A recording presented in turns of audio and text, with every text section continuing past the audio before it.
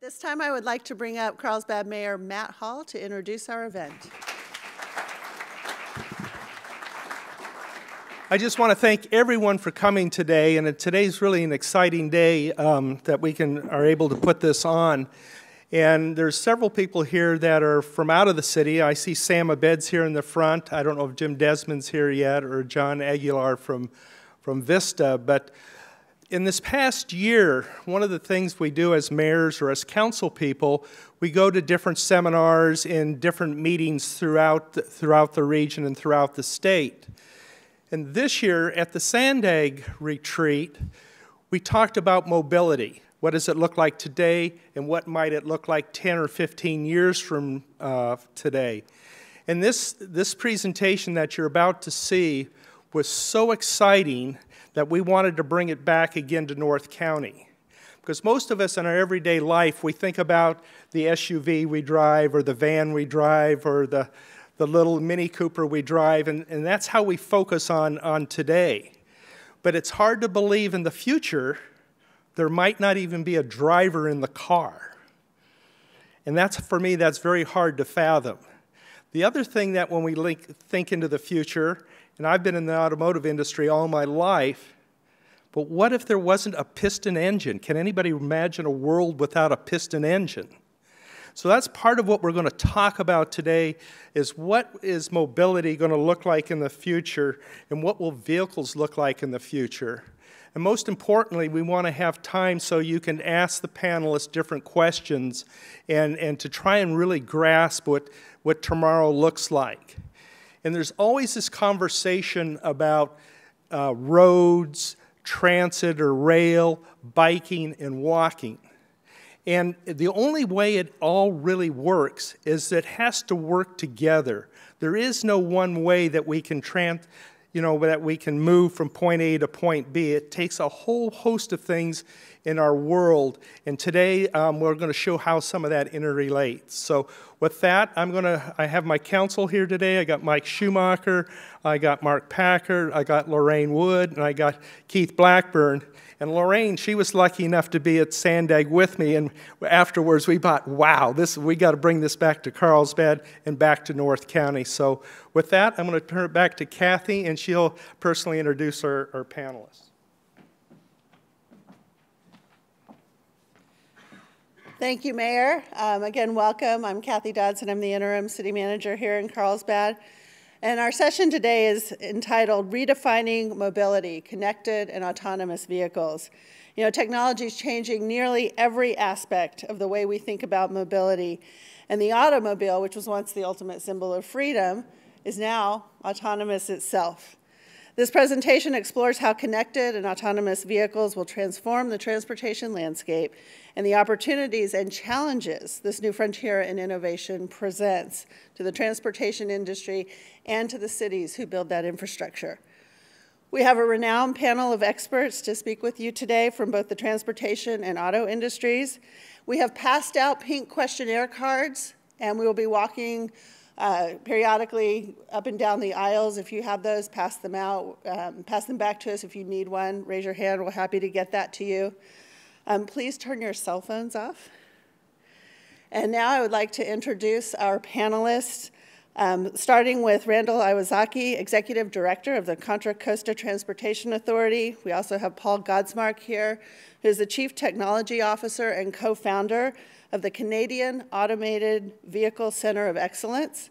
Dr. Robert Bertini, Associate Professor of Civil and Environmental Engineering at Cal Poly San Luis Obispo, and Stephanie Doherty, Chief Enterprise Planning and Performance for the Department of Motor Vehicles. And Randall, let's get this show on the road.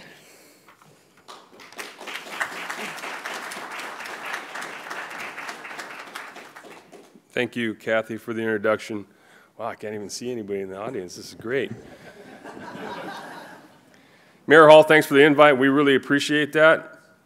We have a connection. Jack Hall is somewhere in the darkness back there on my left side. He's our ITS program manager. His name is Jack Hall. His son is named Matt Hall. Your mayor's Matt, his dad was Jack. So I don't know what's going on here, but it's, so you can dim those lights again, thank you. So we're here today to talk a little bit about redefining mobility. I thought I'd run you through some slides, kind of set the stage, and then prepare yourself to be wowed, as the mayor has said before. So we're the Contra Costa Transportation Authority. That's who I represent, and I'm asked by my board, no matter where I speak and outside of Contra Costa County, to tell you a little bit about us. So we're a lot like Sandag. We're the tax authority, and we're the congestion management agency in Contra Costa by law. We passed Measure C. We're the second county in California to tax themselves for transportation. Unlike Transnet, that's a 40-year measure. We have our first one was 20 years. Measure C, it generated about $1 billion. Our population is right around 1.1 million people. Measure J was passed in 2004. Our measure was going to expire in 2009, so the board got together, put together a proposal. That passed by 71%. And so we're kind of a conservative county, but 71% of the voters realized that it was beneficial to pass another measure. We have a saying in Contra Costa, promises made, promises kept. And so we're going to deliver that expenditure plan for you on budget and ahead of schedule, hopefully, doing everything we can to do that because we want another measure. In fact, we're exploring the idea of going out for another 25-year measure in 2016. Our existing measure expires in 2034. Generates about $2.7 billion in 2004 dollars.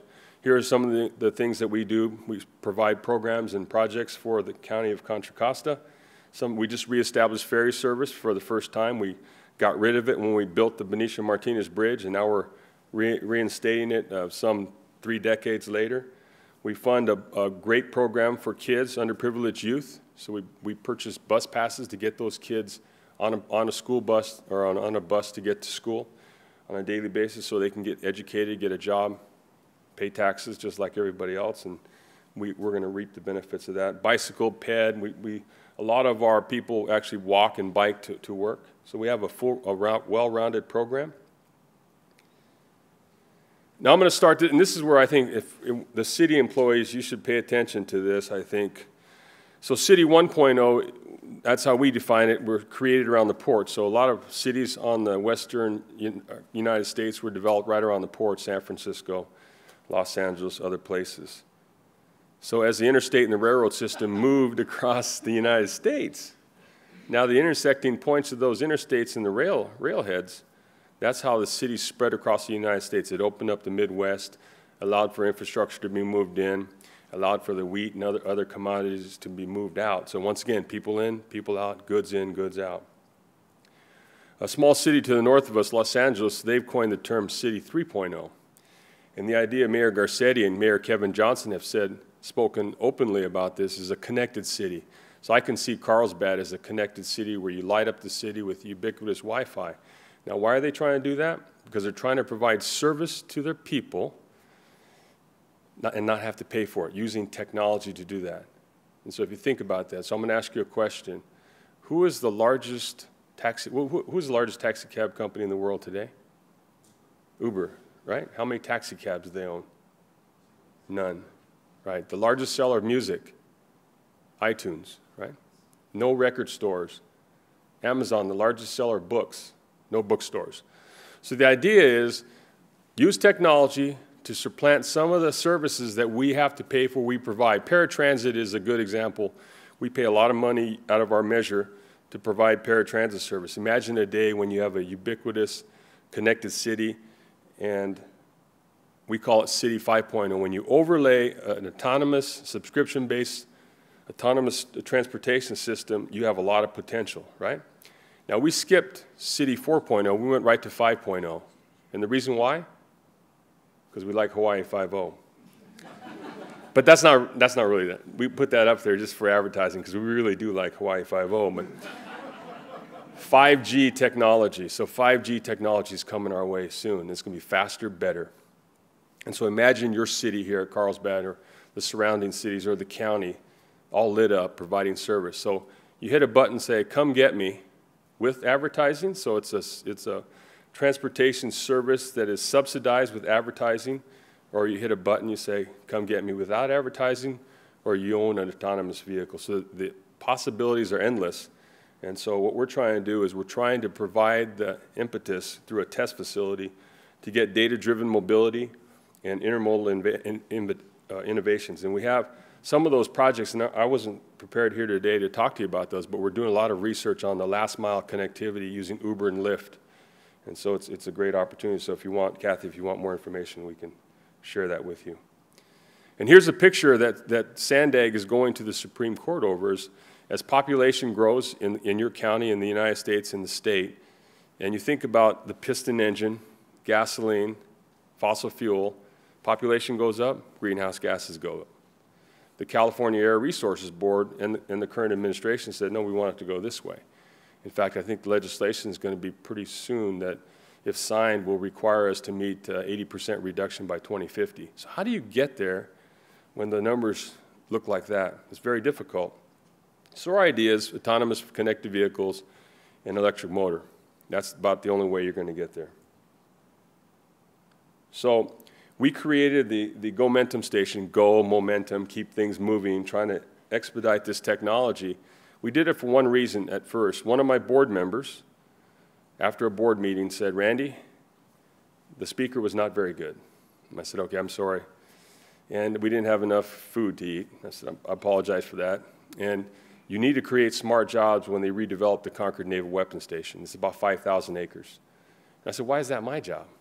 And she said, because you're going to do something about that.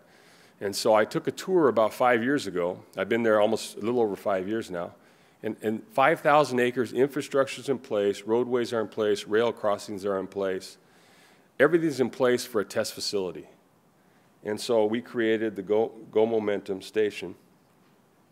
And the vision was to create, and once again, to create smart jobs, because we're 38 miles north of the Silicon Valley, to create a hub for connected vehicle, autonomous vehicle transportation innovation in Contra Costa called the GoMentum Station Program, where technology, innovation, and commercialization converge. So this will create jobs for you if you want to do something along these lines. So as I mentioned before, 5,000 acres. We have, so to put that in perspective, it's about 1/5 the size of the city of San Francisco.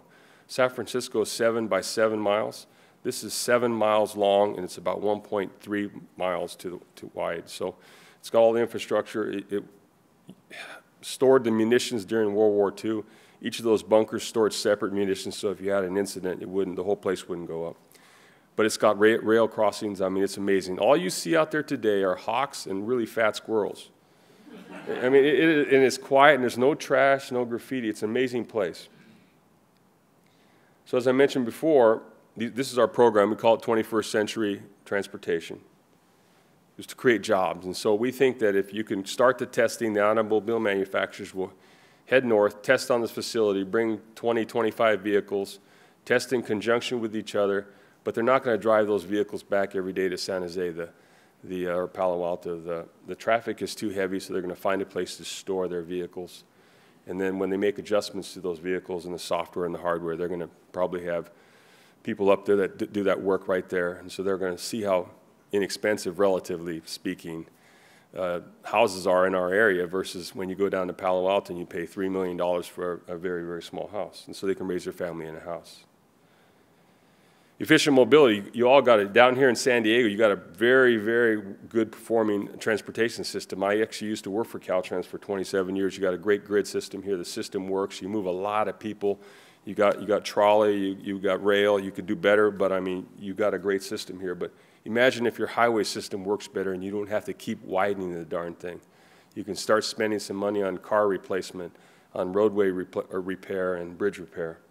So it's going to change the way you deal with your allocations of dollars. Enhanced safety. So if your car, so 50% of the congestion is probably caused by the roads are too narrow. Your demand is too much. But the other 50% are because you hosted a Super Bowl. Now, you haven't been to the Super Bowl in a while, right? But you hosted a Super Bowl. You've got the Padres, you got games, you got weather events, but you have accidents. So imagine a day where your cars refuse to crash. And so you get rid of that non-recurrent congestion. And so you save lives. Imagine a day when you don't have to take the keys away from your parents because your car drives itself. So there's a lot of great opportunity here. And then a healthier environment. I showed you the graph. So electric motor, more efficient transportation, less idling. You're going to end up with a healthier economy. And I think that's what we all want. So those are the 4 reasons why we're really pushing autonomous vehicles in Contra Costa County. So we made an application. This region, along with Los Angeles and the Bay Area, made an application with Caltrans as well. We made our own application with this Prospect Silicon Valley, and we're asking for about $20 million from federal dollars to make our transportation system in Contra Costa and in Santa Clara County smarter, to provide the connectivity for the vehicles of the future. And so we've made that application. So we've got commercial vehicle operations, transit operations, vehicle to infrastructure, and vehicle to vehicle communication. These are the 10 test sites that we're going to do, the 10 things that we're going to do. That blue dot in the middle, that big circle, that's a secure test bed. So if you have kids and you have a car that's driving itself around, do you want the software changes and the testing to be done on the road in your neighborhood, or do you want it in a secure location?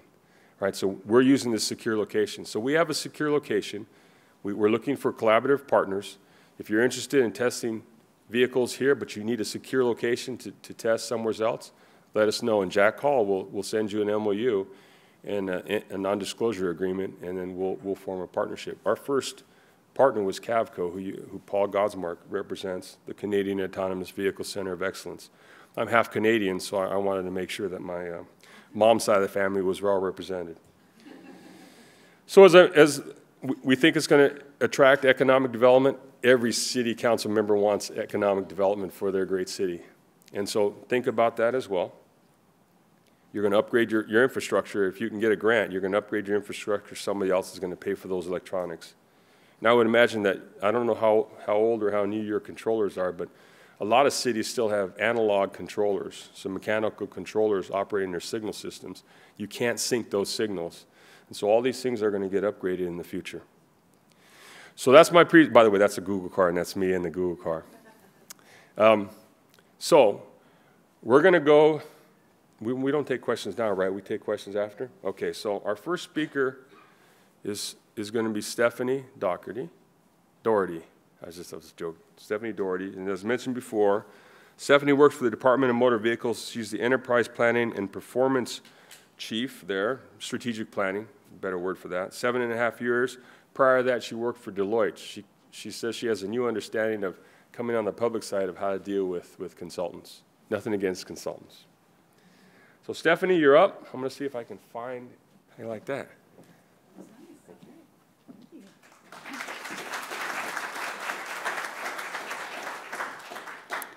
Well, good afternoon, everyone. Thank you for the opportunity to be here with you today. I'm very excited to talk to you a little bit about autonomous vehicles in California, and specifically the work that the California Department of Motor Vehicles is doing related to the regulation of autonomous vehicles. First off, just a quick snapshot of California as a state. As no surprise, we are a very large state. We have about 38 million people and over 29 million driver's licenses and/or identification cards. We have over 33 million registered vehicles, and Californians, we love our cars. It's probably no surprise that 73% of us commute to work alone. We have over 172,000 public road miles, and every year we travel about 323 billion vehicle miles. And in California, we have a great diversity of terrain and weather conditions, everything from these fabulous Southern California beaches all the way up to the snow of Lake Tahoe.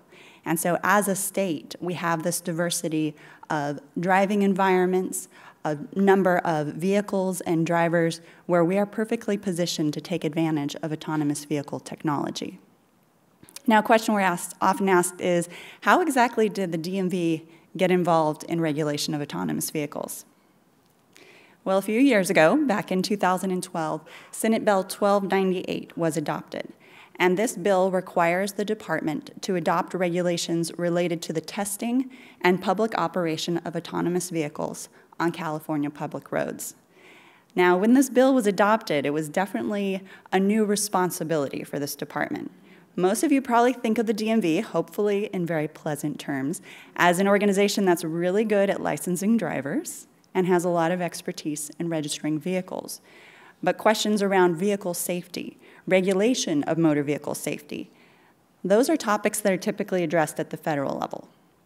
So the National Highway Traffic Safety Administration, They're the federal entity who really set the regulations for our automobile, for our motor vehicle safety features, whether that's airbags, seat belts, electronic stability control, and they have established federal motor vehicle safety standards that help to establish requirements around the design, the production, the performance of vehicles and components of vehicles.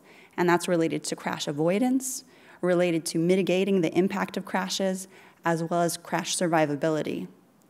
In addition to those responsibilities around setting up a regulatory framework that manufacturers need to meet, NHTSA is able to do post-production testing, so they're able to go out and buy those vehicles, test them to make sure they meet federal motor vehicle safety standards, and they have the ability to issue recalls when necessary. What's interesting to note is that at this time, there are no federal regulations or standards around self-driving vehicles or autonomous technologies.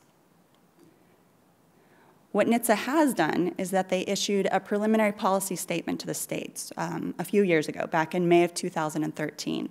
And this policy statement had some really important information and guidance to states, particularly the states that are doing some work as it relates to regulation of autonomous vehicles.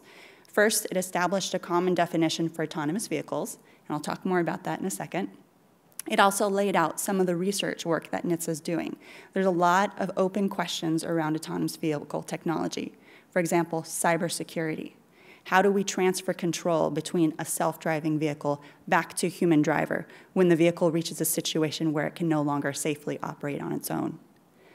The policy statement also recommended that states only allow testing of autonomous vehicles at this time.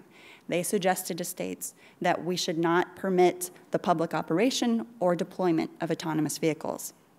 They also gave guidance that if a state makes a decision to permit operation for purposes other than testing, that we should require a licensed driver to be present in the vehicle at all times and ready to gain control. So that's some of the context of what's happening at the federal level. At the state level, of course, there's a lot of interest in work that's happening. So there are several states that have passed regulations that cover, or a statute that covers not only the testing, but also the operation of autonomous vehicles: California, Nevada, and Washington, D.C. Florida and Michigan have also adopted legislation that deals with the testing of autonomous vehicles. And there are multiple other states at any given time, potentially up to 20, who have been having conversations, who have pending legislation related to regulation of autonomous vehicles. So one of the key things that came out of our California statute is a definition of autonomous vehicles. Now, according to California statute, an autonomous vehicle is a vehicle that's equipped with autonomous technology that has the capability to drive a vehicle without the active physical control or monitoring of a human operator. The statute's also very clear to define what is not an autonomous vehicle. So many of you may have cars right now that have some type of an advanced driver assistance system. Maybe you have adaptive cruise control or collision avoidance or park assist. According to our statute, none of those are considered an autonomous vehicle. In comparison, NHTSA, in their policy statement, established some definitions for autonomous vehicles as well.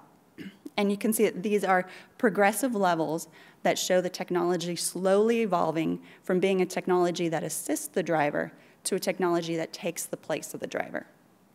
A level zero vehicle is one that was probably out in the road in the 1960s, so a 1965 Mustang. That's a perfect example of a level zero vehicle. A level 1 vehicle has one function that is automated. So if you have a vehicle that has cruise control, congratulations, you are driving a level 1 vehicle. A level 2 vehicle is where you have 2 or more functions working in combination with each other. And there are level 2 vehicles that are out on the market right now. So that might be a vehicle that has a lane keeping system that helps the vehicle stay centered in the road, and then an adaptive cruise control that makes sure to adjust the vehicle's speed and maintain a safe following distance based on the behavior of the lead vehicle in front of it. Now, what's really important about a lead 2 vehicle is that the driver is still fully in control of the vehicle. So while there's some element of the driving task that's been taken away from that driver, they are still responsible for making sure that that vehicle is going down the freeway at a responsible 65 miles an hour, of course, without causing any collisions or accidents. Level 3 is where we start seeing that transition. It's from the driver being in control to the vehicle being in control. So level 3 has a limited self-driving function. A great example might be a vehicle that can drive itself on the highway, but when you come up to your exit, it's no longer capable of driving in an urban environment, so it's going to signal to you that it needs you to take back over control of the vehicle. So you hit your exit, you take control of that steering wheel, and then you're driving on the surface roads right next to the highway. A level 4 vehicle, that's the stuff of popular culture. So that's your Kit from Knight Rider, that's your Herbie, that's your car that literally you're gonna put your dog in it and have it go to the groomer to get taken care of. And you don't have to do a thing during that entire trip. So now that we've defined an autonomous vehicle, what do some of these vehicles look like? So here's just a few pictures of vehicles that have either been reported in the media or that we've had the opportunity to see. And you can see a lot of those, they look like standard vehicles. Some of them have equipment that's on there just for development purposes. So down on your bottom right, you can see a BMW that's been retrofitted by Bosch to have autonomous technology incorporated with it. In the bottom middle, that's a Nissan Leaf that has the autonomous technology actually fully integrated. Uber is getting into the game. So here on your bottom left is an Uber vehicle that was recently seen on the streets of Pittsburgh. All of these, though, are very kind of traditional-looking vehicle, right, that has the technology engaged in it. And now we're seeing some exciting new differences in how an autonomous vehicle might look. This is the Google prototype car, the bubble car, koala car. I've heard different terms for it. They released this last year in terms of announcing that they were developing this car. When it's eventually ready for post-testing deployment, their vision is that this vehicle will not have a steering wheel or a brake or accelerator pedal. So it will be a fully self-driving vehicle. It's intended to be a low-speed vehicle that operates at no more than 25 miles per hour, kind of in an urban driving environment. They've indicated they're ready to start testing this vehicle on Mountain View streets probably in the summertime, although that test vehicle will be equipped with all the controls that are necessary for that test driver to be able to maintain and manage control of the vehicle. And here's kind of one of those exciting glimpses into the future. This is a Mercedes prototype car, which they showed in San Francisco about a month ago. If you actually see the interior of this vehicle, it has 4 captain seats that can all rotate in towards each other and has touch screen panels on the side. So you can be checking your email while your colleague to the right is adjusting the radio station. And this is that long-out future vision of an autonomous vehicle where you're reclaiming productivity during your commute, where you're able to play card games with your kids during that long drive from Sacramento down to San Diego. So that's the long-off version of the future. Where are we today? Specifically, where is the department in terms of our regulation of autonomous vehicles? Well, once SB 1298 passed, one of the first things we did was to establish a statewide steering committee. We wanted to make sure that our regulations were informed by other state and federal stakeholders who have a vested interest in the regulation process. Our statewide steering committee is comprised of everyone from Caltrans to California Department of Insurance, CHP, and Office of Traffic Safety. We also have our oversight agency, the California State Transportation Agency, as a member of our steering committee. And at a federal level, we have NHTSA. In pursuing the regulations, what we decided to do was break them into 2 distinct regulatory packages. So our first package addressed requirements that manufacturers need to meet in order to receive a testing permit, in order to receive approval to test their autonomous vehicles on California public roads. That regulatory package was adopted in May of 2014. And leading up to the adoption of those regulations, we went through a very public, transparent process. We held a series of pre-notice workshops. We published our regulations for 45-day public comment. We went through a public hearing, and then we also had an additional 15-day comment period when the public could give input on any modifications to the regulations. So those regulations were adopted in May of last year, and they became effective in September of last year. Our statute builds in a 120-day delayed effective date for the regulations. Some key requirements in our testing regulations. Every manufacturer needs to maintain $5 million in insurance, bond or self-insurance, proof that they can respond to a judgment of $5 million or less. We also place some requirement on test drivers. So anyone who's going to be out testing these vehicles on public roads, they cannot have had a DUI in the last 10 years. They cannot be an at-fault driver in any accident involving injury or damage to a person, and they cannot have more than 1 point on their driving record. They have to have successfully completed a test driver training program that's established by the manufacturers, and they must be an employee, contractor, or designee of the manufacturer. At all times that they're out testing on public roads, they have to have that test driver seated in the vehicle, ready to take control in case there's a failure of the autonomous technology. We're requiring manufacturers to report any accidents to us within 10 days, and they also have to report on an annual basis any unexpected disengagements of the autonomous technology. Their permit is valid for 1 year, at which point they have to reapply to the department. And we've also excluded some vehicles from testing due to concerns about public safety and the safety of the motoring public.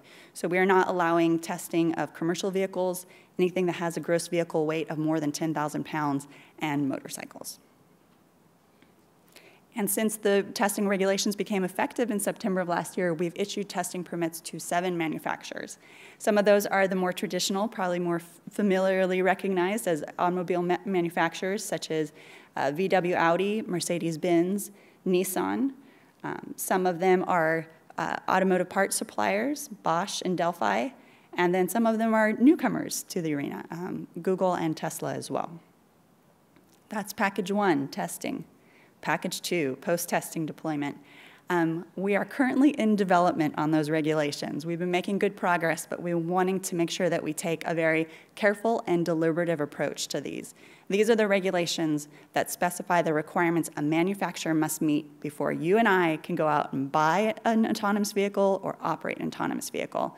So we've been working with UC Berkeley for recommendations. They've done a lot of work in the area of autonomous technology and autonomous vehicles. We conducted some pre-notice workshops to get public input on ideas and policy directions that we might incorporate in our regulations, and we're currently working on them. Once we publish them for public comment, there will be a 45-day period to provide written comments, and then we'll have a formal public hearing. We know there's a lot of things these regulations need to address, whether that's questions of certifying the safety of the vehicle, how are we going to define the operator of a vehicle? Is it the person who's seated in the vehicle? Is it someone who's remotely caused the technology to engage? We also need to look at licensing and registration requirements and other key issues, cybersecurity and privacy protection. So while a lot of this is still being worked out, I can share some pieces that we anticipate will be included in the deployment regulations. For one thing, we anticipate that manufacturers will need to show proof of an additional $5 million in bond insurance or self-insurance. We'll also want them to tell us if the vehicle is capable of driving, operating without a driver inside. So that fully driverless vehicle that's just driving around with no human inside it. We'll want to know what areas of operation it's designed for. Is it a freeway driving vehicle? Is it an urban driving vehicle? And then we'll want to know that they've built in some safeguards into their technology. So for example, we'll ask them to certify that their autonomous technology does not make an operative and that it also meets any federal motor vehicle safety standards. We'll want to know that they have a mechanism where the operator can easily engage and disengage the autonomous technology, that the vehicle will have a visual indicator when it's in autonomous mode, and the vehicle will alert the operator if they detect a failure of the autonomous technology.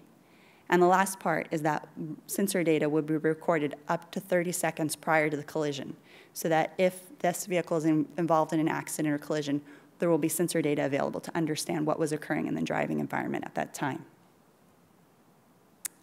And then lastly, just want to highlight some of the outreach efforts we've been making.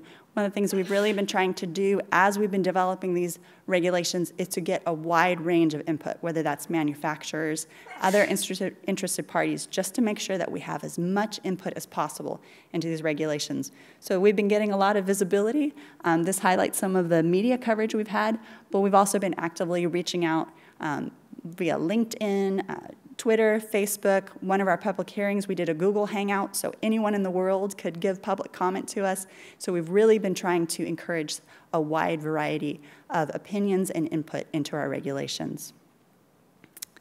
And that is it for California Department of Motor Vehicles and what we're doing. So thank you very much for your time, and look forward to questions later.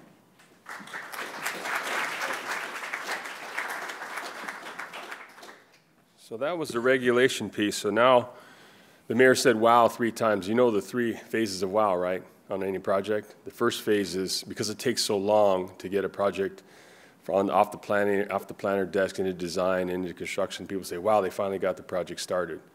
And then like Interstate 5 is under construction, it takes forever to finish it, right? So finally people are driving along going, wow, they finally finished. But in this case, the third phase of wow is very, very important, and that's wow, it really works, right? And so we're trying to get to wow, it really works. So we have regulation. So now what we're going to do is we're going to wow you with Paul Godsmark from Canada, the Canadians Autonomous Vehicle Center of Excellence. He started the Cavco a couple years ago. He's a civil engineer by training. He's by way of the UK, so don't be fooled by his English accent. He is from England. He's not faking it. And he says that his dream is to ride across America in a pimped out RV. Now, you might have to ask him that later, but Paul, why don't you come on up? There it is. There it is. All right. Good luck. Thank you. Thank you, Mayor Hall, for the invite. You came good on your word. So I just posed this question, are we ready? Is the City of Carlsbad ready? And I believe that there's an elephant in the room in your planning and infrastructure and transportation meetings. Autonomous vehicles, are we ready? My answer is an emphatic, no, we are not. Why do I say that? Because they're going to be here soon. There are going to be huge socioeconomic impacts. It's going to affect all aspects of our daily life. It's not in our future plans, and it's potentially disruptive. So what do I say here soon? Well, the automakers are saying that we'll have highly automated vehicles coming down the pipelines in the next couple of years. And then possibly all the way out to 2025, we'll have fully self-driving vehicles, no need for a driver. Whereas Google have said basically their business model is they aspire to have their technology in public hands by 2018 to 2020. Might not be the full-scale, go anywhere, do everything sort of vehicle, but it'll be a credible starting point. And at Cavco, we've estimated a tipping point of about 2026, and more of that later. So a very brief history of the modern autonomous vehicle. 2013, Vislav demonstrated their brave vehicle through the streets of Parma in Italy. 2013, Mercedes-Benz recreated the Bertha-Benz road trip on the roads of Germany without touching the steering wheel. In 2014, the first commercially available autonomous vehicle went on sale. It was the Induct Navia. Electric, limited to 12 miles an hour, maybe not going to change the world, but definitely a forerunner of things to come. 2014, Google announced that they were mastering city street driving, and at that time had done 700,000 miles of testing on public roads. 2014 to 2016, we've seen various incarnations of the Google prototype electric vehicle. It's a neighborhood electric vehicle capable of up to 25 miles an hour, pilot project of up to 100 of these coming in the next couple of years. 2014 to 2017, Volvo have started their Drive Me project in Gothenburg using increasingly autonomous vehicles. Mercedes have unveiled their concept vehicle. Nissan have basically promised that there's going to be a range of commercially viable AVs on the road anytime between 2020 and 2025. And then the Mercedes-Benz future truck, not to forget the logistics side of things, they're saying that their truck, which will be highly automated, will be available in 2025. And the Daimler Freightliner is now licensed for testing on Nevada roads. So in California, you can't test the big heavy trucks, but you can in Nevada. So I'm saying this technology is coming at us like a freight train. If we're ready, great, and if we're not, tough. It's coming anyway. Estimated timeline tipping point. There are two key technologies, autonomous vehicles and the connected vehicle. I believe that the two are, they're not, that you don't have to have one without the other, but when they converge, we get the benefits of both. And we estimate at Cavco that by about 2026, about 20% of the work on the road network will be being done by autonomous vehicles. And at that point, it becomes inescapable to everyone that the benefits of autonomous vehicles are just too huge to be ignored any further. In terms of huge impacts, in terms of safety, these vehicles could potentially reduce the fatalities on American roads by up to 80%. That would save 27,000 lives a year in the US. There would be a time saving of approximately 5.5 billion hours, as drivers aren't a slave to the driving task anymore. Shared transportation as a service is a huge win, where we move from private vehicle ownership to shared use of vehicles. More on that in a moment. Morgan Stanley estimated that the US economy could save about $1.3 trillion a year with autonomous vehicles. I believe that's about 8% of GDP. And at Cavco, we estimate that the money flows around this technology are going to be equivalent to about 20% of GDP. That's changes in land values, that's changes in business models, it's changes in even your pension and how it's invested. So transportation as a service, moving away from private vehicle ownership. At the moment, we've got these business models: car shares, taxis, car rentals, rideshare, and transportation network companies. That's Uber and Lyft. And at the moment, those business models are all very distinct. If I arrive at an airport, want to get to Carlsbad, it's very clear which one of those models I'm taking. But with the autonomous vehicle, then all of those business models benefit from using AVs, and they lose market share if they don't bring on board AVs. And so what's going to happen is that they're all going to start using that. And then you're also, and the thing about this is it's very simple. All the business models will look the same. And that is basically you use your smart device, and I won't say a smartphone because you know how rapidly technology is moving towards wearables. You'll order up the vehicle, you'll pay electronically, it will deliver itself to you, it will take you where you want to go, you get out of it, and it moves on to the next ride. And once we start ride sharing, we gain even more benefits. And then you've got the entrepreneurs, say kids at college. Why own a car for 4 years and have to pay it off as you go, whereas you could buy an autonomous vehicle, and rather than it sit idle for 95% of the time, these kids could hire it out through the cloud, and by the end of the 4 years, their transportation could have paid for itself. So all of these models benefit from autonomous vehicles. They reduce the costs, and they make it simpler. And then you've got the forgotten 30%. You notice in the figures from DMV that 29 million people have licenses, when 9 million people don't. This forgotten 30%, they're the disabled, the seniors, the too young, the too poor, the medically at risk, those that are simply unlicensed. And they all benefit massively from increased access to the road transportation network. Now, with these shared autonomous taxis, this transportation as a service, we're going to see modal shift. Buses in particular are going to be the hardest hit. And we're already seeing that in Rockville, Illinois. The city council there has approached Uber and said, can you provide an alternative to us providing these very expensive bus routes? Also, with light rail transit and mass transit, we're going to see a certain amount of modal shift. Autonomous vehicles are the perfect first-mile, last-mile solution for LRT, but many people are going to prefer to just use the on-demand point-to-point service as opposed to paying for a fixed schedule, fixed route service because it's simply not as convenient. They have more mode changes. But the secret to all of this, that will simply put more people on the roads and we'll simply get more congested unless we see an increase in average vehicle occupancy. At the moment, we have about 1.2 people per vehicle, which is a complete waste of the world's resources.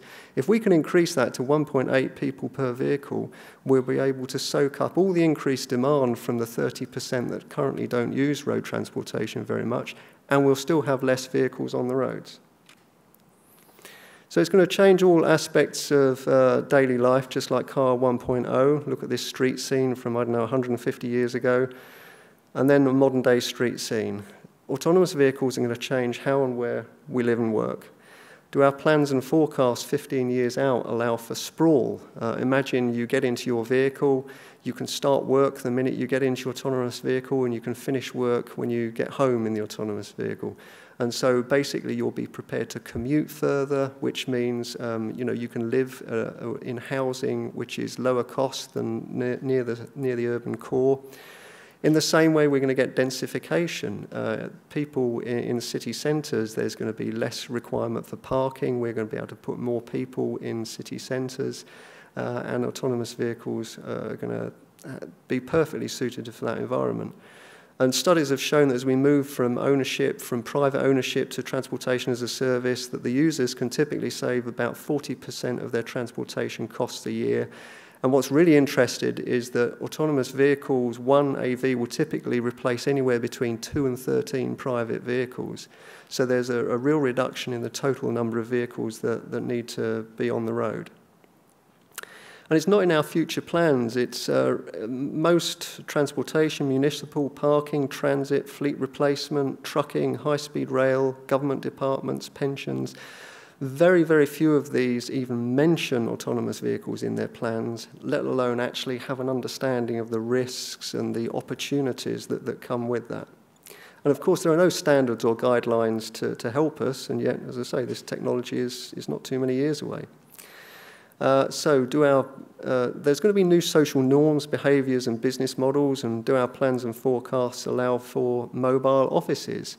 Why would I pay high downtown rents for my office when I can just have a mobile AV office that takes me to meetings and I can work in it, and I can put it anywhere? As Randy said, I'd love to, end up retiring to a pimped-out RV and tour North America following the good weather. And I believe there are going to be entire nomadic communities set up doing exactly that. Why would they want to pay local rates and taxes when you can just avoid that? Retailers and services are going to come to us. I mean, why wouldn't a dentist, have a mobile dentist office, just turn up at your place of work, do all of the appointments in that one location? You don't have to wait and waste an entire hour going to visit the dentist. You can have your visit done in 15 minutes. Shops can send the goods to us rather than us go to them. Freight logistics is going to be absolutely revolutionized. Autonomous bicycles, and I kid you not, self-delivering bicycles, Baidu, Google's equivalent in China, are already working on this, and that's going to transform travel around cities. And sidewalk-friendly deliver bots. Autonomous vehicles do not have to be road-going vehicles. They can take any size, shape, or form, and we need to be open to what that means. One concept that's come up, it was in the press recently, the Central North American Trade Corridor Association, CONATCA. They've developed this concept for a trade corridor all through Central America from Mexico up to Canada. We estimate at Cavco that by removing the truck driver, the operational costs go down by 40%, and you can use the truck up to 40% more because you're not bound by working time regulations. And so the opportunity exists for a similar corridor up the west coast, all the way from Mexico up to Canada. And, Contra Costa could be, Carlsbad could be a key point on that way, on the way for that corridor, as could Contra Costa. So maybe we should start planning now and thinking about that concept. The other is autonomous vehicle zones. You might have heard LA Mayor Eric Garcetti talking about this more and more in the last few months. He wanted LA to be the first major city in the world with a driverless car neighborhood. And essentially, by removing human drivers, we maximize the benefits as soon as possible for autonomous vehicles. We can improve the quality of life ranking in all categories. I did a study of the Mercer Index, which ranks the top cities in the world, and autonomous vehicles can improve in every way. We can make our cities more walkable and more promote active transportation because people are much safer around autonomous vehicles, and we can actually set the autonomous vehicles to give people priority. So say there's a street festival, we can have all of the autonomous vehicles limited to 3 mile an hour in that zone so that people know that they have priority. And then the forgotten 30% again will hugely benefit in this situation. And as I say, this concept is being discussed in LA, Singapore, Helsinki. So if you look at your 30-year transportation plan, which most jurisdictions produce, if we're right about the tipping point of 2026, then the vast majority of that 30-year plan, the dominant surface transportation form will probably be AVs. So we really should be planning for this. But if it helps any, San Francisco, MTC, their Bay Area plan, you'd think they'd be leading the world in this. They've got a picture of the Google AV in their current plan and text that says, planners will be watching with keen interest in years to come, which is great, but not a lot of help to everyone else. And we're all in the same position. I mean, Contra Costa are one of the world leaders now because they are actively taking account in their plan. But there's no policies, laws, regulations, standard, guidelines, codes of practice to guide us, our planners or our engineers. And yet we're already well within the AV planning timeframe and all of our major infrastructure and our transportation plans. California was due to have draft laws in place by 1st of January this year, but I'm not surprised at all that they've had trouble developing those. It's better that they get it right than arrive late. So I do wish you very well with that, Stephanie. And one thing to notice, all your infrastructure plans, you may be spending a lot of money on major infrastructure. It's possible that you could receive a legal challenge on environmental impact statement grounds if you haven't considered AVs as an alternative to the system that you're proposing. And that's going to happen somewhere, probably in California, in the next couple of years, so be aware of that. And just some quotes to add some impetus to this. US Transportation Secretary Fox recently said, widespread adoption of automated vehicles would change transportation as we know it. And that's a real softening by the US DOT. They've not made any profound statements like that before. Then Travis Kalanick, CEO of Uber, when there's no other dude in the car, the cost of taking an Uber anywhere becomes cheaper than owning a vehicle. So the magic there is you basically bring the cost below the cost of ownership for everybody, and then car ownership goes away. And Eric Garcetti, Mayor of LA, how do you spend billions of dollars on fixed rail when we might not own cars in this city in a decade or a decade and a half? So there's some amazing opportunities and challenges. The upside with autonomous vehicles is the huge benefits, safety, time saving, money saving. It's transformational, it's a paradigm shift, and there are so many new business models to explore. The downside is technically it's a very formidable challenge. No one has actually solved the go anywhere, do everything autonomous vehicle problem yet. There's going to be quite significant job displacement. Privacy is going to be massively impacted, and this is a subject that's not been fully addressed in the media as yet.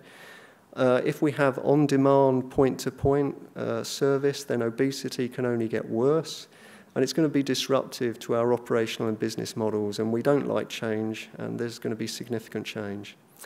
So I'm saying let's plan now. It's not business as usual. We need good policies to guide us. I think we need to do our due diligence, do AV audits on much of the spending we're doing around transportation and infrastructure to understand the risks and the opportunities.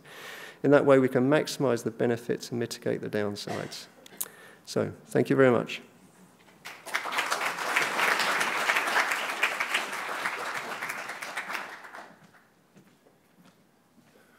All right, so that was a view from Canada. So now we're going to bring up Dr. Robert Bertini. I call him Dr. Rob. He got his undergraduate at Cal Poly San Luis Obispo. That's okay, go ahead and take your water and your glasses. San Luis Obispo, and he got his PhD at UC Berkeley. He actually worked in the PATH program, the Partners for Advanced Transit and Highways, who worked on the AHS, the Automated Highway System program back in the late 80s and the 90s that had 6 or 7 Buick LeSabres actually running down Interstate 15 here in San Diego. And it did the demonstration where the cars followed very closely without hands-off wheel, feet off pedal. He went to Portland State as the director of the University Transportation Center. Then he and I were on a congressional panel talking about technology. He got tapped to go to the Research Innovation and Technology Administration under President Obama. And then he came back to Portland State, and then Cal Poly recruited him to be the professor there. So, Dr. Rob, come on up. Thank you.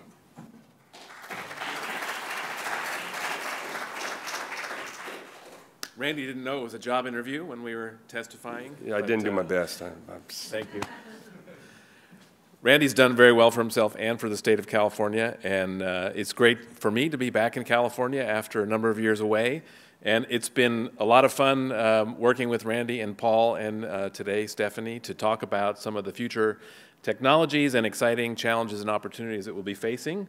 So I'm going to talk a little bit about, I'm going to reflect a little bit on the experience that I had in Washington, D.C., where I was the deputy administrator of an agency called RITA, which is really the research and technology agency for the Department of Transportation. And the thing that got us up every morning and gets many of us up in the morning is thinking about the transportation system that we have and the impacts and opportunities that it presents. So from a safety perspective, just to not to dwell on these numbers, but just to say we do have an unacceptable number of crashes, fatalities, and injuries on the highway system today. Our roads in the U.S. are about, well, 3 times less safe than our peers in Europe. So the European transportation system is about 3 times safer than ours. So the crashes that happen also cause congestion. Randy mentioned this earlier. And there's a cost there in terms of people's time. There's an impact on the household market basket. So transportation is still a very sizable component of what people spend in each individual household. From an environmental standpoint, the transportation system accounts for about 1/3 of all the energy we consume as a country, as well as 1/3 of the greenhouse gas emissions. So when you think about it, that's a lot. And so our perspective in the transportation field is we need to take some ownership over that, some responsibility for reducing that, the impact on people's health.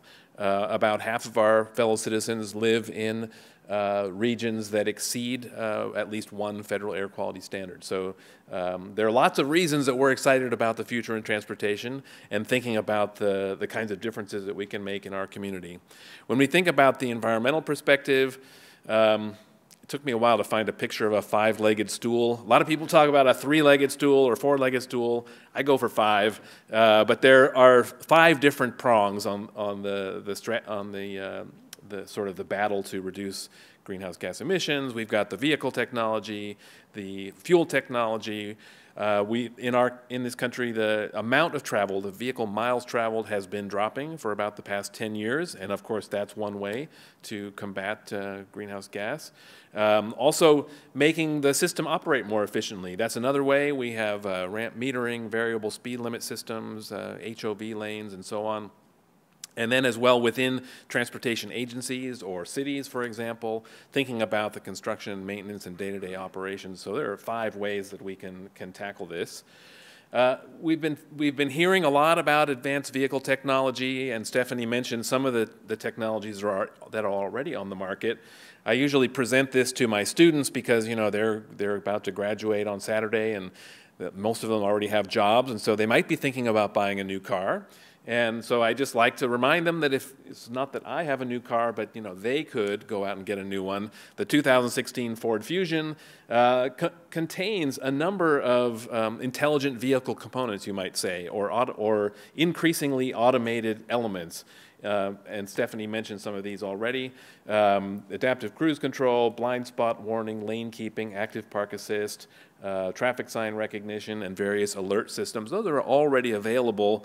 Nothing wrong with the Ford Focus, but it's not at the high end of the vehicle spectrum. It's at the relatively low and affordable end. So this is not even to mention the things that are available on the higher end vehicles. I think about the first vehicle that I bought when I graduated from college, and you know it had a single CD player, and that was, for me, that was very exciting at the time. The thing that I've been focusing on in my research for the last 15 years or so, or maybe even longer, is the increasing amount of data. And a few of the speakers already mentioned data as an element, but I think this is a key that sometimes people overlook. On the top half of this slide, there are some pictures illustrating how we used to get data in transportation. We would go out in the field with a camera or a clipboard and stand on the side of the road. And in fact, this weekend, there's one thing in transportation that's not yet automated, and that's trying to figure out how many people are in each vehicle. I was up in Northern California over the weekend, and there were people on these overcrossings in yellow vests looking down on the freeway, and the only thing they could be doing is counting how many people are in the vehicle, because we don't have an automated way of doing that yet. But most other things are available through means that the general public really doesn't even think about. How many of you have ever gone on Google or some other map and asked to turn on the real-time traffic? so a few of you, where you can see green, yellow, or red, what are the current conditions of the roadway. And so most people don't know that you are all helping create that map.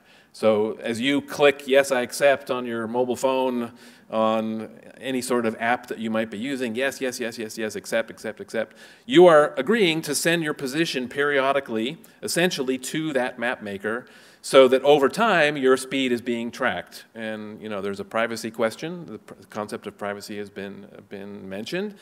So it's great because we can all see what the current traffic conditions are. I was using Waze on the way down here this morning. It kept increasing my arrival time, so I thought I was going to arrive here around noon, but ended up arriving just right on time.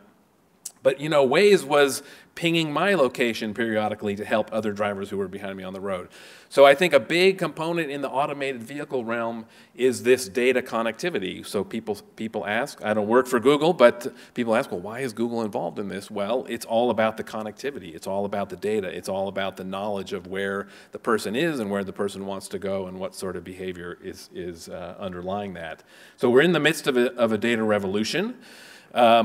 So we've been talking about automated vehicles a lot, and I think most people are familiar with the connected vehicle concept.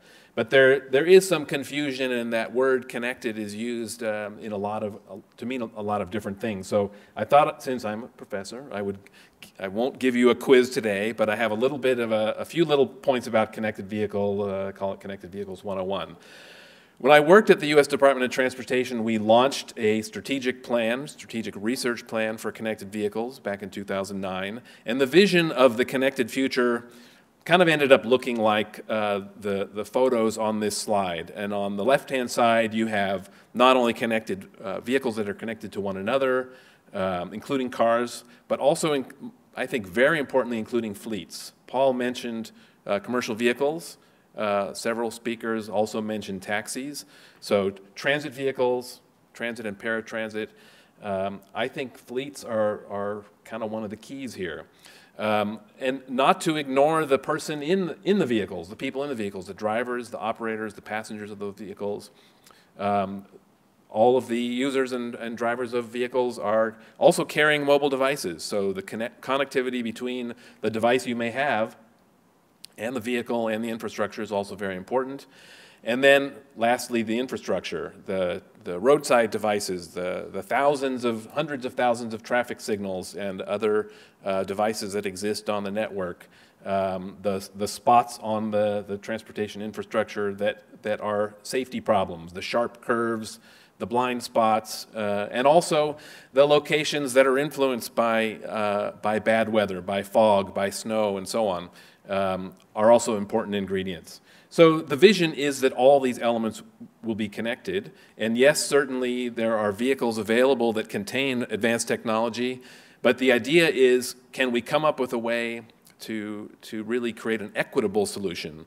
Paul mentioned the forgotten 30%. Can we come up with, let's say, safety improvements that are available to everyone, not only to those who can afford it? And we think that we have done that, and I'll explain this in a minute. The connected vehicle plan that we launched in 2009, the key thing there was to support NHTSA. You already know what NHTSA is, the National Highway Traffic Safety Administration, in thinking about how to achieve the next level of safety in vehicle operations. The connected concept that I just mentioned, NHTSA has analyzed it and has found that about 80% of the non-impaired crashes that occur, which translates to about 15,000 fatalities per year, could be prevented or mitigated using connected vehicle technology. In the industry, the idea is that vehicles can communicate a small amount of data between one another and between the infrastructure that would allow for 80% of the crashes in these 6 key scenarios to be prevented. And in order to achieve that, you might say, well, isn't that going to be a lot of data, having vehicles communicate with one another? Well, the industry has developed something called the Basic Safety Message, and that contains only about 10 parameters, mostly the speed, acceleration, and location of the vehicle. So if you imagine two vehicles heading towards one another at 60 miles per hour, if they can talk to one another, they can make slight adjustments to avoid crashing into one another. So those are the key ingredients of a connected future that could dramatically improve safety. And the thing about any level of government, and whether it's state government, federal government, local government, we don't approach this idea of regulation lightly. So when I was working in Washington, you know, the people, I think, the citizens, my family members and friends, you know, they think that all the federal government does is you know, shovel out these regulations day after day. But the people who are working on this take it very seriously. And for NHTSA to develop a regulation takes a lot of time, it takes a lot of research, and it takes facts based on actual evidence. So the idea that all new vehicles might be required to contain a device that would allow them to communicate with each other is being studied right now. Last year, NHTSA released a preliminary notice of rulemaking to indicate that they might impose such a regulation, and Secretary Fox has announced that they will release the results of that at the end of this year. So the idea of that regulation would be that a new vehicle coming off the assembly line would contain the ability to communicate with other vehicles, so across platforms, across manufacturing companies, as well as to be able to communicate to the infrastructure. And the idea about that communication link is that it could be done at a relatively low cost, on the order of, let's say, $100, as opposed to tens of thousands of dollars that the sensors that are currently placed on, say, the Google car could handle as well. So connected vehicles basically allow for vehicles to communicate with each other and with the infrastructure. And those vehicles could, of course, be automated, they could be non-automated, they could be a 65 Mustang using an aftermarket device. There is a type of communication, so again, you know, one of my lecture points for today, for a class here, is to introduce the concept of dedicated short-range communications, DSRC.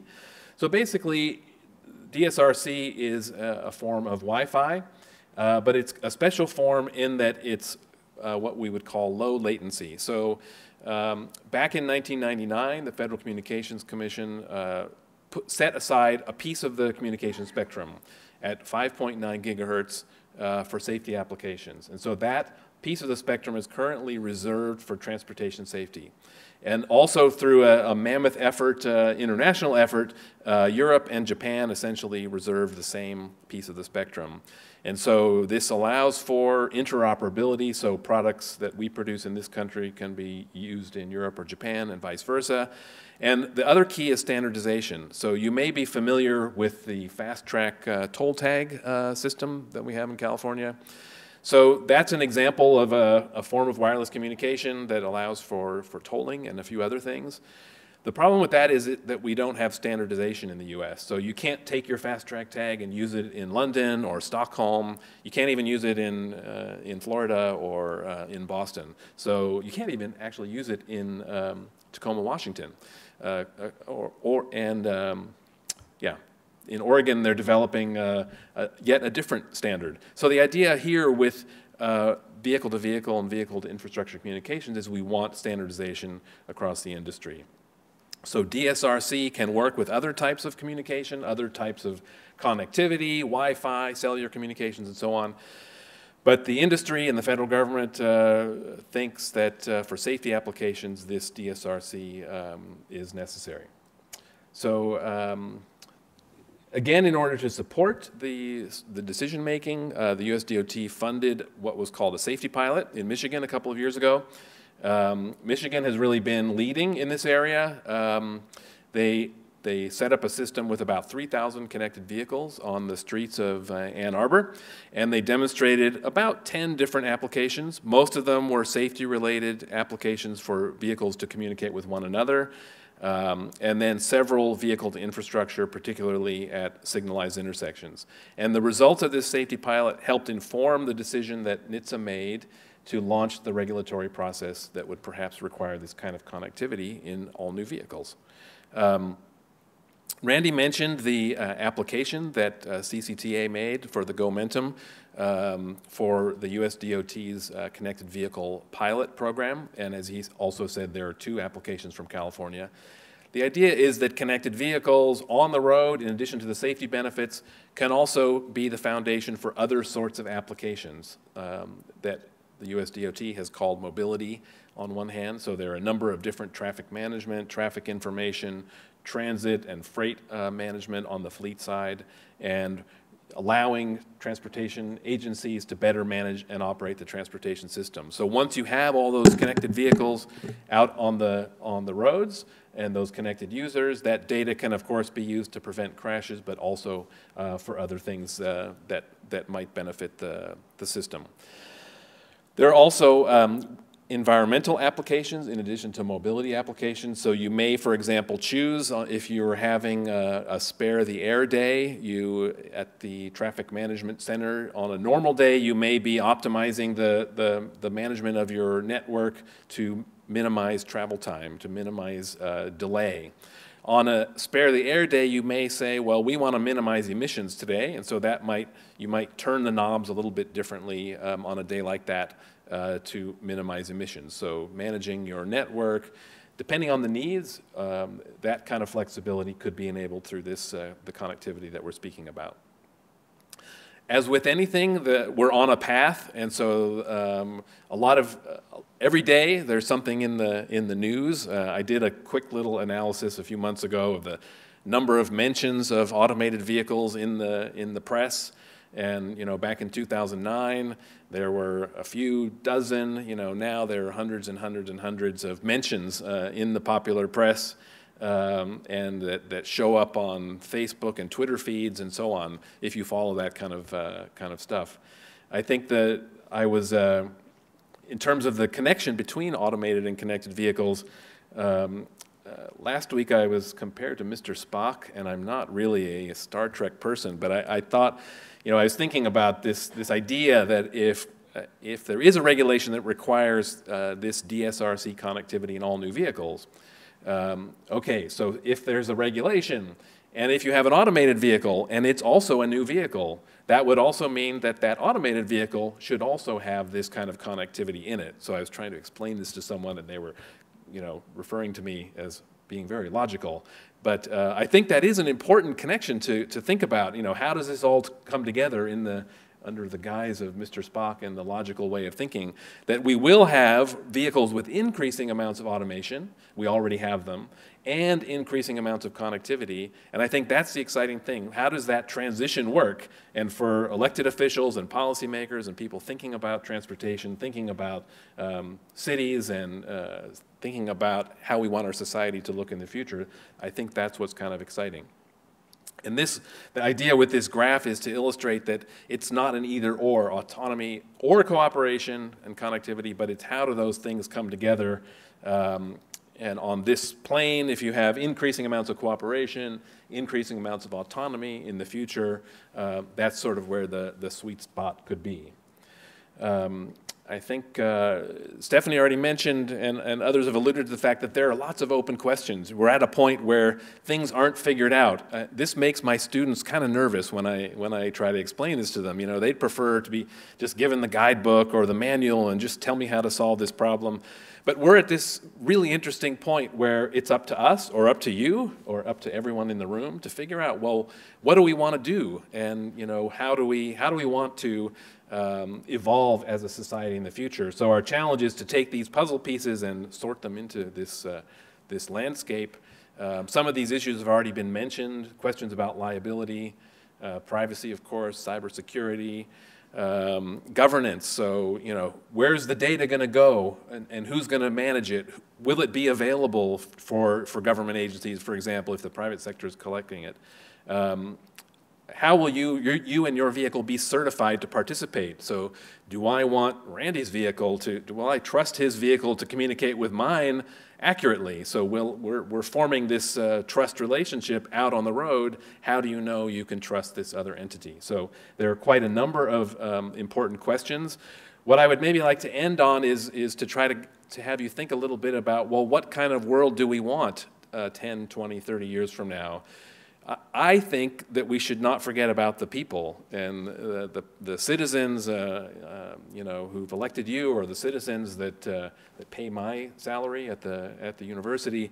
You know, we want to design places where people want to be. And of course, yes, technology is very exciting. But again, and I apologize for the second mention of Mr. Spock, but I happened to see this quote from an early Star Trek episode about how he said, you know, I love having robots as my servants, but I would not want to work for them, you know. And so I think we don't want to work for technology. We want technology to work for us and to help us achieve the goals that we want to achieve, whether it's economic development or greenhouse gas emissions, or just, you know, seeing people out together at a cafe or at a restaurant on a Friday night on one of your downtown streets. And just remembering, you know, I do tell my students this too, that transportation isn't an end in and of itself. Transportation is a means toward something, toward achieving something, toward an interaction, whether it's a business or personal interaction. And so Paul, I will definitely wave at you when you pass by in your automated RV, but you know, I hope you'll stop once in a while and you know, have a chat or have a cup of coffee as well. So these are just some things that to not forget, that connectivity is here and it's increasing, whether it's an automated vehicle or a non-automated. There are lots of things that are changing. I see this in the classroom and in my interactions with my students. You know, students are different. The young people today are different than we were in terms of wanting or needing a car or wanting or needing a driver's license. They are finding ways to interact with one another in ways that are totally different than we can understand. So I think, you know, we should have a young person on our advisory committees, whether it's talking about automated vehicles or what have you. But remembering that they're going to be the leaders in a few years, and we should be listening to them. I guess fleets. I just say remember fleets. Those are the entities that are going to receive and be able to derive the real financial benefits in the early term. We tend in transportation and in society to live in silos. So finding ways to talk to one another, to share data with one another is really the key. And I think Randy has been an inspiration here in California and across the country with the collaborative partners that he's brought to the table for the Gomentum station. So I think being open to collaboration, being open to innovative partnerships is really important.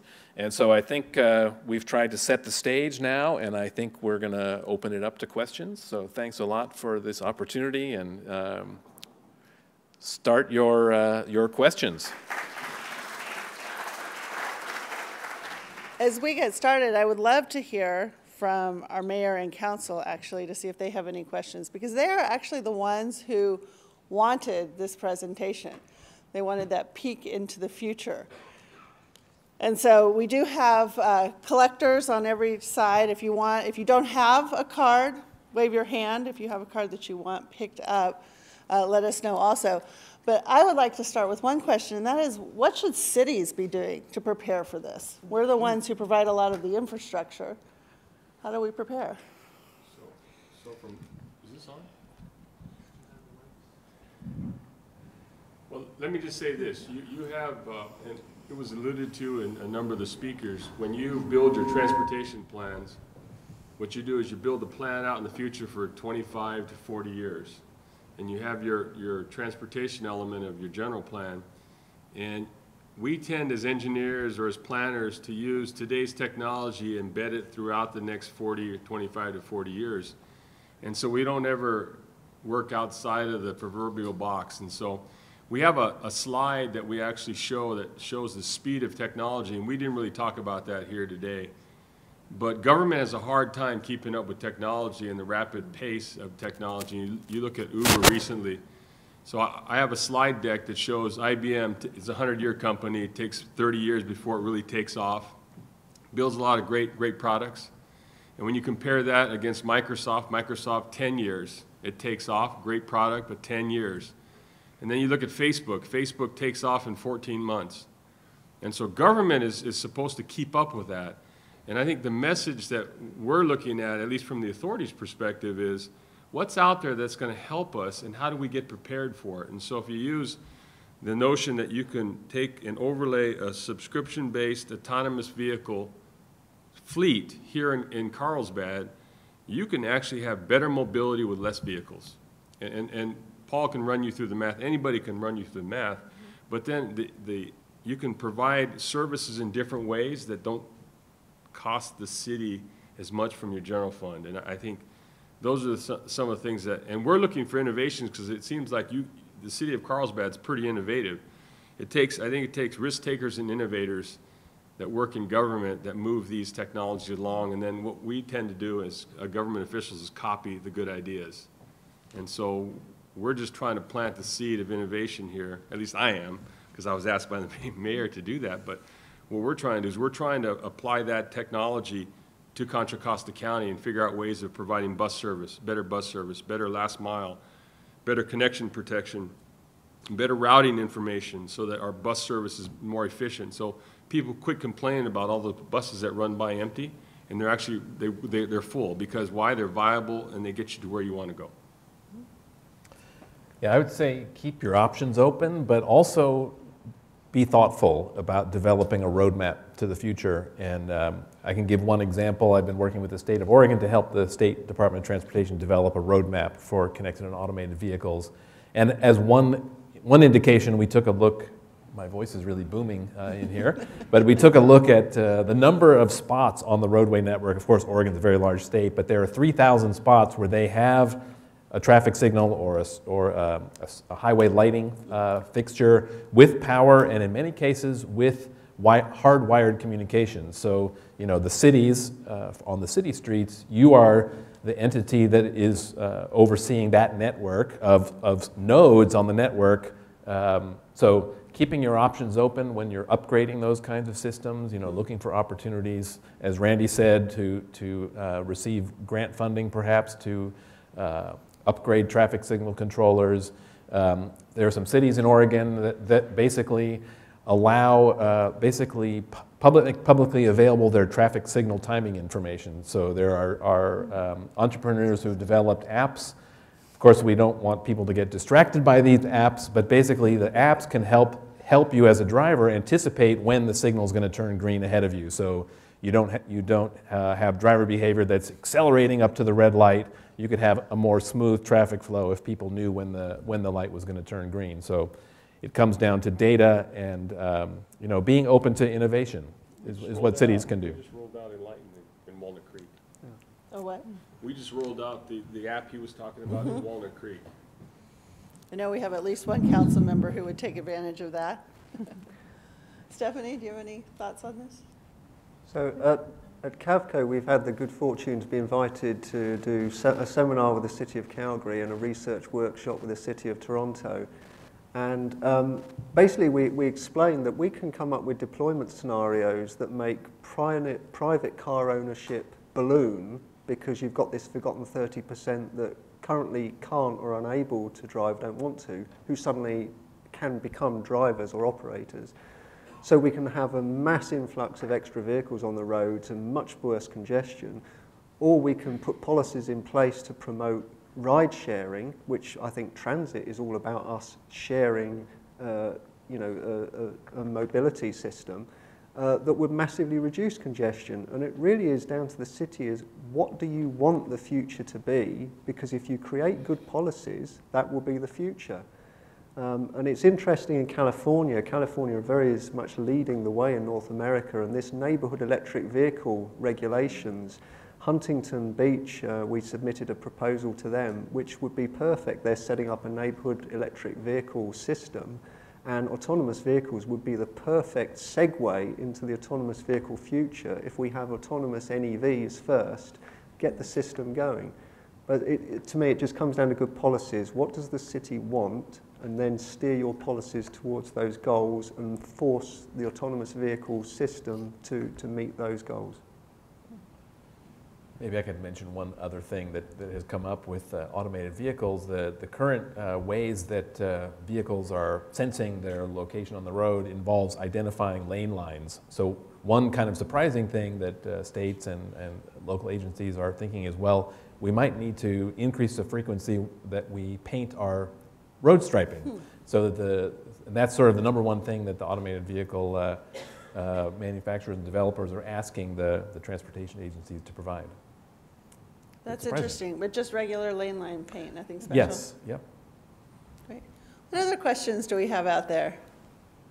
When are we going to be able to buy an automated vehicle, autonomous vehicle? Well, you can already, it depends on what level. Yeah. If you want to, Right, Stephanie well- was saying. The one 2020. without the steering wheel. Without a steering wheel, in California, that's going to be very difficult. Yeah, exactly. That'd be one of those black market vehicles. No, it's Yeah. Nissan 2020, right? Well, It's on 2020. I see that as a trick question because I don't want people buying private vehicles. I'd much rather us using the shared resource. If your car sits idle 95% of the time, is that the best use of the world's resources? Mm-hmm. So here's a good question. What liability hurdles are anticipated as these types of vehicles begin operation? Our first partners in our test facility is you're in good hands. It's a large insurance company. And so their CEO is very innovative and wants to stay ahead of the curve. So they've signed an MOU with us, and we haven't gone out with a big press release yet, but the insurance companies are concerned about, is it product liability or is it driver liability? So they're trying to work on those issues. But the point that one of the good hands people made to me was, if we're moving from a situation where right now we have 6 million crashes in the United States, if we cut it in half and we go to 3 million, I mean, that's 3 million fewer insurance claims. I mean, the 3 million perhaps fewer auto body repair customers. So the landscape is going to change, and I think that if the number of crashes drops dramatically from a liability insurance perspective, that the whole angle on that changes. And the last thing is the data. So insurance companies are I think, have been and are moving in the direction where they're becoming kind of Google-like, in the sense that they have a lot of data about our performance. And how many of you have used one of the little insurance company dongles that you plug in for a month or so? Anyone use that? You can reduce your rates if you plug in a device in your vehicle, and then they kind of monitor how you drive. And they know the very few types of behaviors that dramatically increase risk, and that's the aggressiveness of acceleration and deceleration. So if you're a less aggressive accelerator and decelerator, or if your vehicle helps you become one, you'll be statistically much safer. So the liability perspective, I guess there are two sides of that coin. That's fascinating.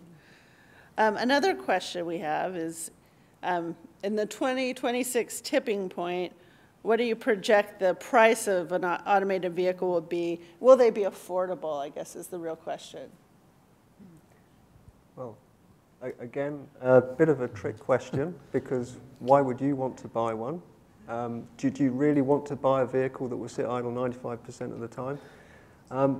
But the cost, Google guys, when thinking about this 3 years ago, was saying that the premium when they produce their vehicle will be a couple of $1,000s over existing vehicles. And at the time, the sensors and everything else were costing about $150,000 extra on each vehicle. But the rate that sensor prices and the hardware and the computing has dropped has just been remarkable. And I think we are on course that by 2026, it will cost less than $2,000 to make a vehicle fully autonomous. I have a different way of answering that question. What we do is we tend to think in terms of the car is going to be built the way you think about the car built today. If you talk to the retired Vice President of Research for General Motors, Larry Burns, who graduated from UC Berkeley with his PhD, he would tell you that in his mind, the car is going to be less expensive than a current car today because you don't have the same features in that car, because you don't have a driver that has to do certain things.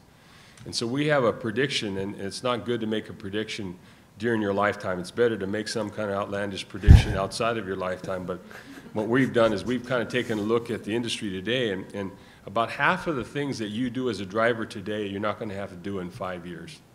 You're going to have collision avoidance, you're going to have backup cameras, one of the things about insurance, if you think about this, in the old days when your 65 Mustang got hit in the rear bumper, you just had a big steel chrome bumper.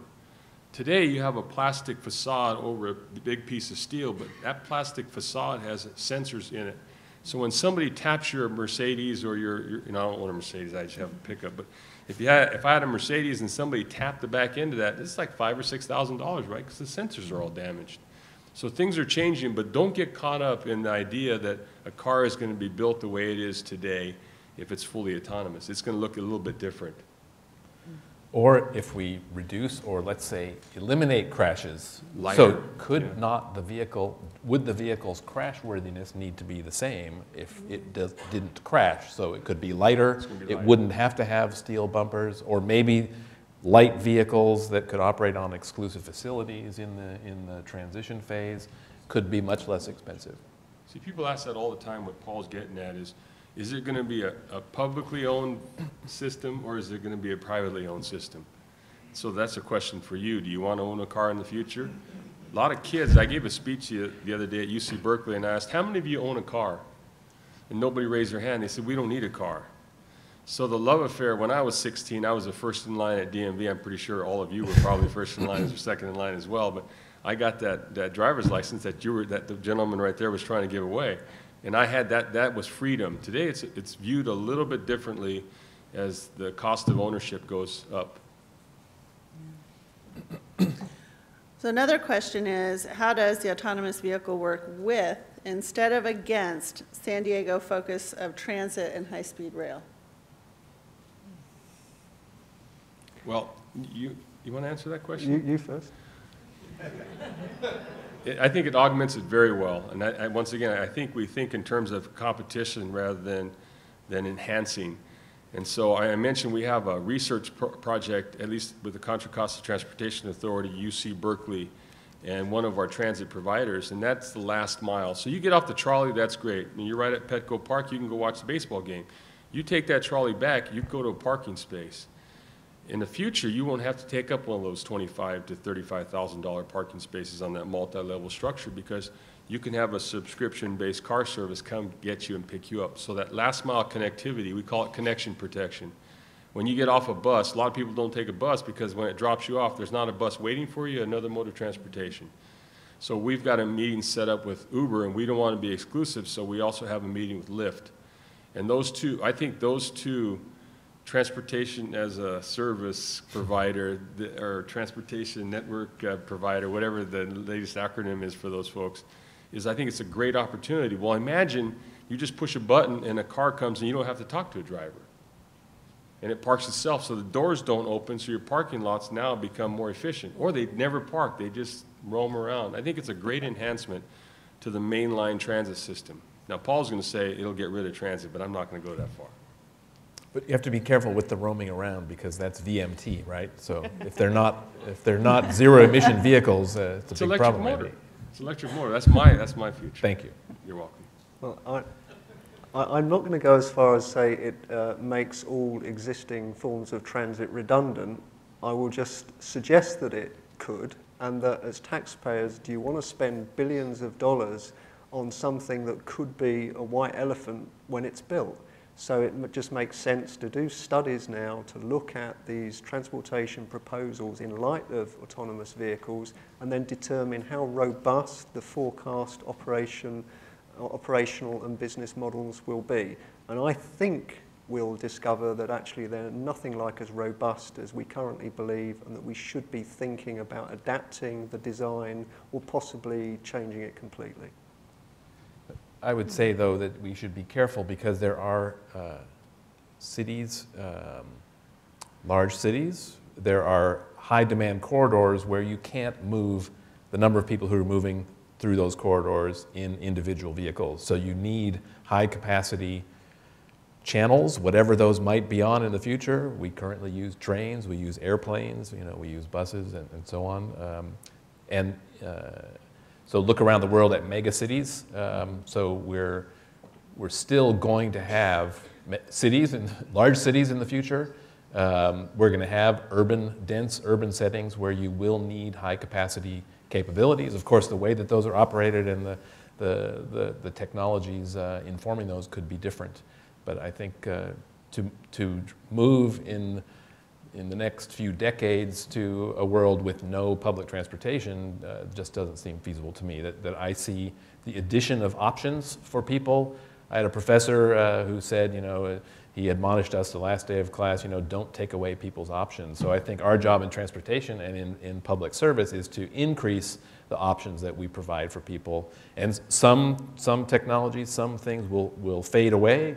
We've seen this with other forms of technology, even in transportation, canals were replaced by railroads and so on. So, but we still have some water transportation that's still working in places where it makes sense.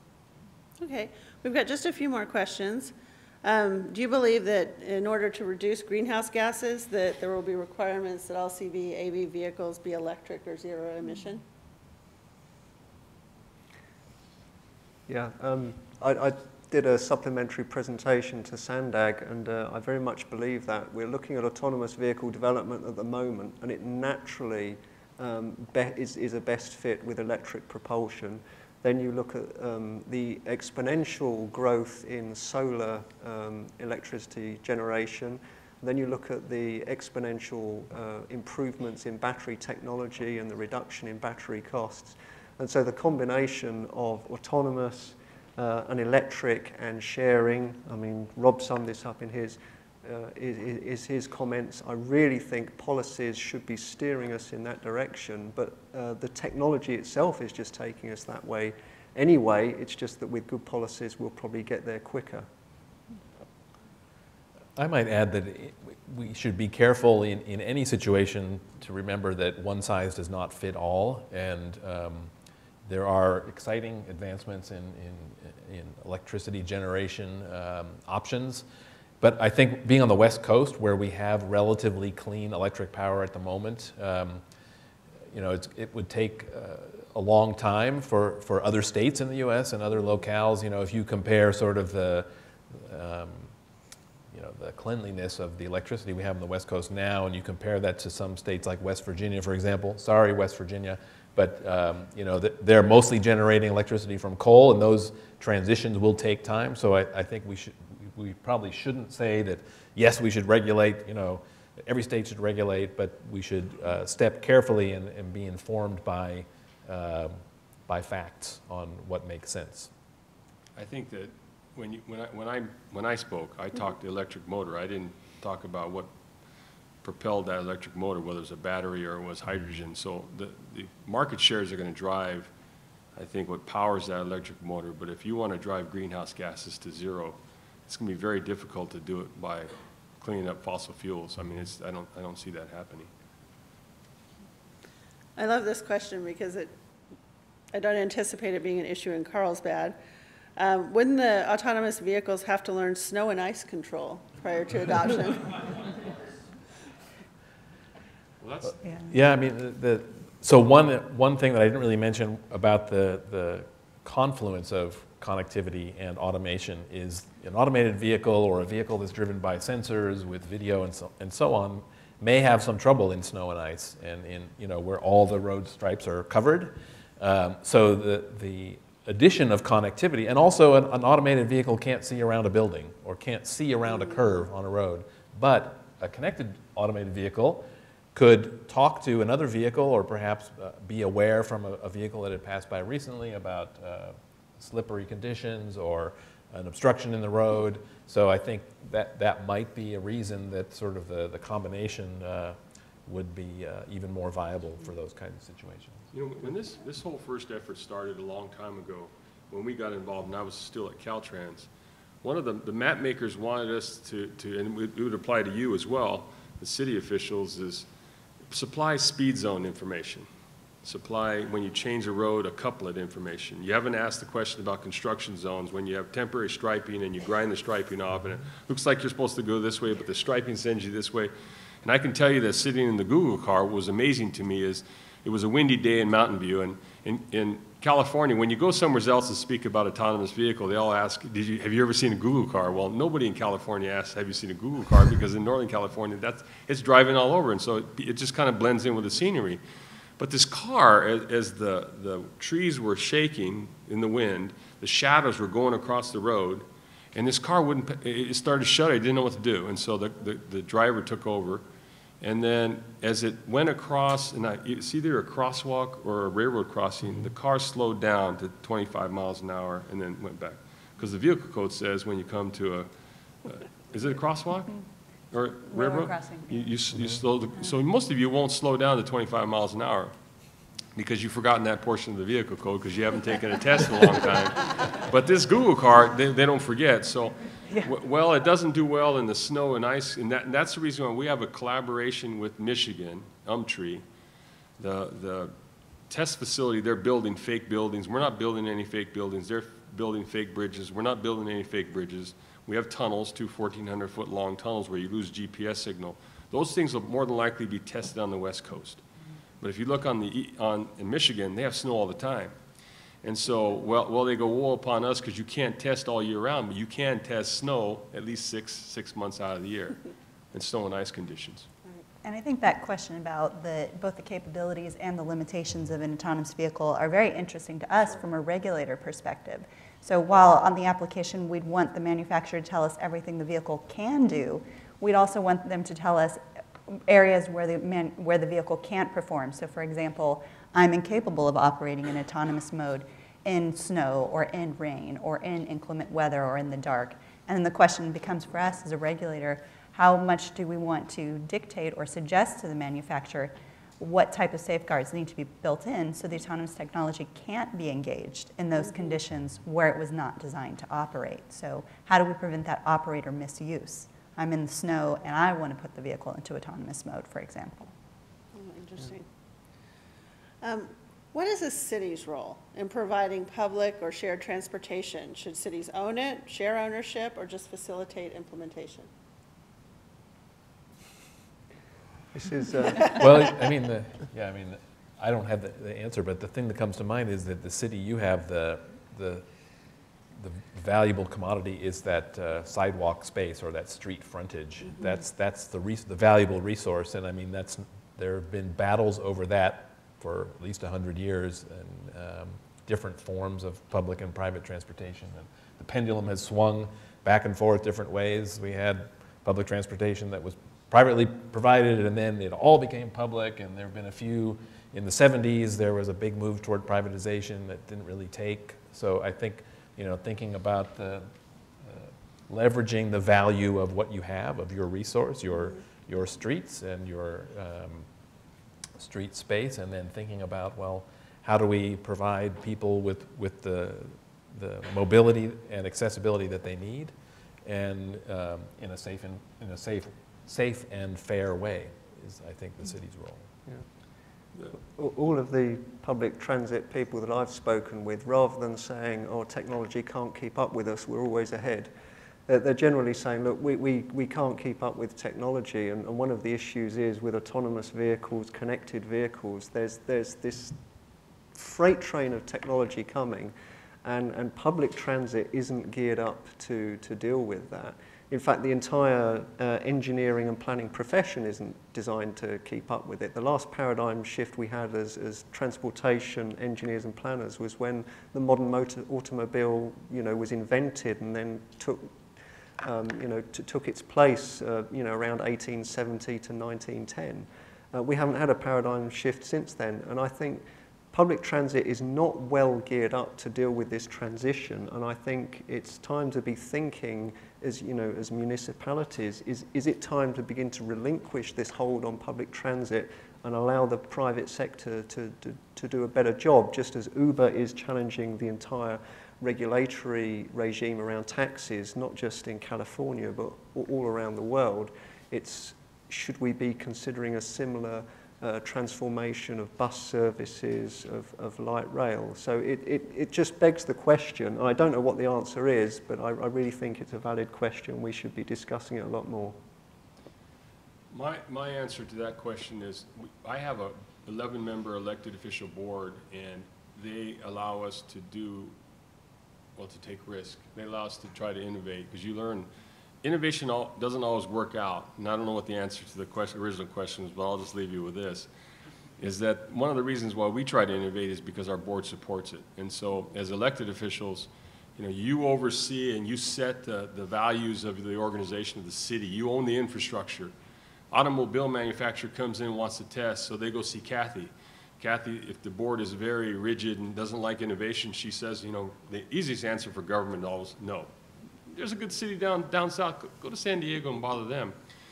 But in this case, what we try to do is paint a picture of economic vitality, of mobility, of safety. We didn't talk about pedestrian safety. You have a lot of people walking, and then the efficiency on your transit system. So our elected board has said they voted 11-0 for pushing forward with this GoMentum station, pushing forward with autonomous vehicles. After the board meeting, they said, can you write a one-pager on exactly what you just said? And I said, well, can I do it on both sides of the paper? Right? 10-point font. Yeah, real small, and then started getting to 12 font. But the point is the philosophy of the city is set at the elected official level, the mayor and the city council members. That's passed down to the city manager, and then he or she and just motivates the staff to say, okay, let's work together to see a vision for the future for Carlsbad, and then let's see where it goes. And there are no dumb ideas. And so there's a lot of great ideas from government that it's just too far out of the box and we're going to say no. But you own the infrastructure, you have a say in how the transit runs in your city, and you can shape a future using this technology that you saw today, because it is coming. Whether you want it to come or not, these automobile manufacturers are all working on it.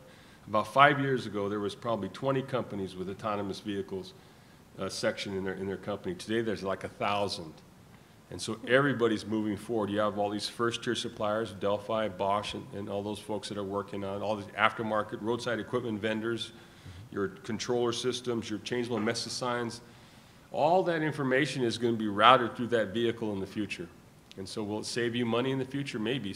Will it say, do you want to buy a $2 million sign to put out, welcome to Carlsbad, or you may not even need that in the future. So these are some of the decisions that I think you're going to have to make. But one of the points I'd like to leave with is that the innovation spirit of any city or any transportation authority or county are set by the elected officials here in the front row. And if you love this technology and you want to see a better future for Carlsbad, you might want to think about how to get involved in this.